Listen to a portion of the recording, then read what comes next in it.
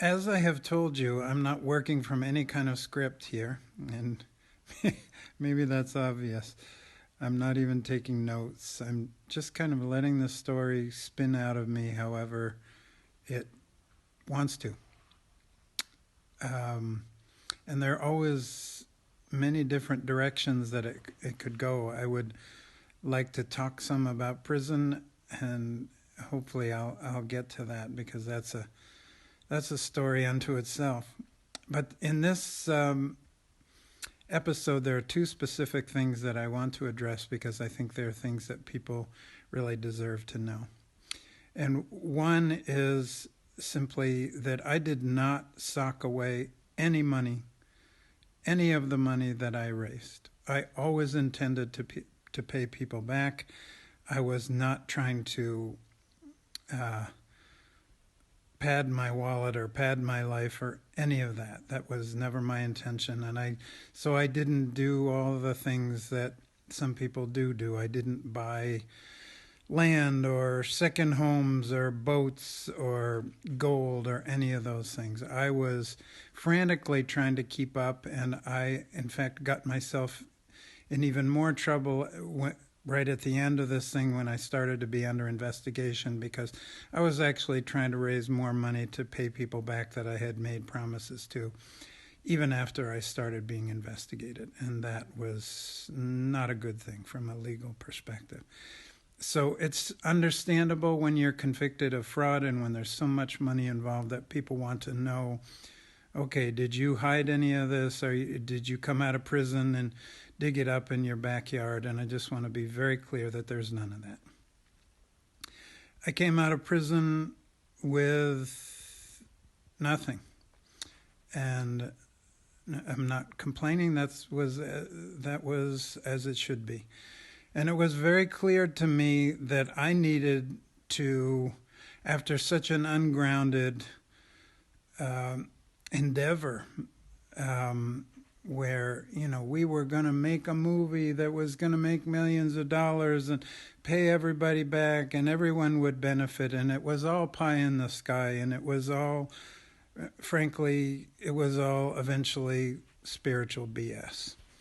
And so when I got out of prison, I needed to simply get my feet on the ground and my legs underneath me.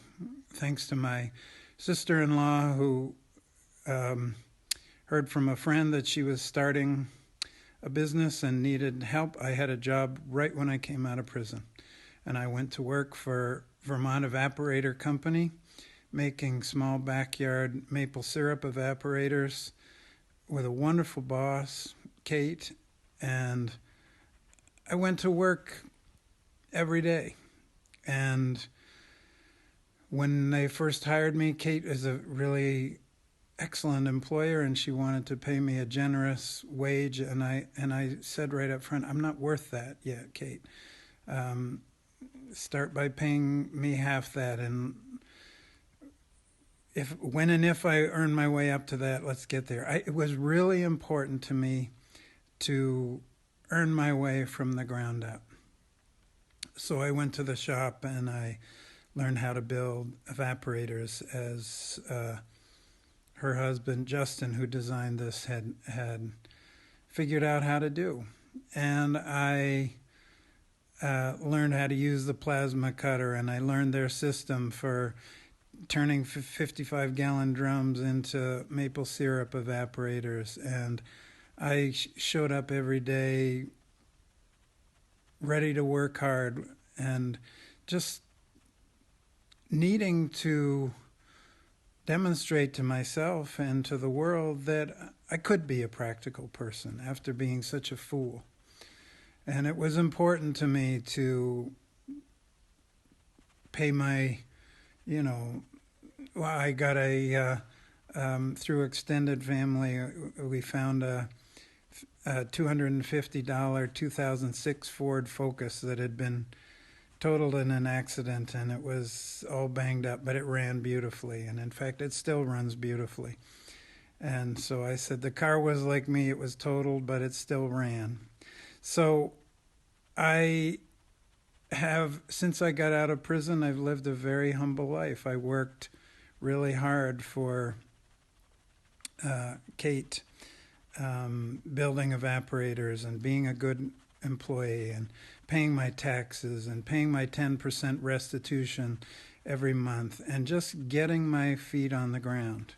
I have not as I said, I have been writing books. I do still have projects in mind that I would like to deliver on, but I needed to start with the foundation. I needed to have my feet on the ground. I needed to take care of my own life before I could think about making any kind of serious effort to repay people. So that's what I've done, and that's what I'm still doing.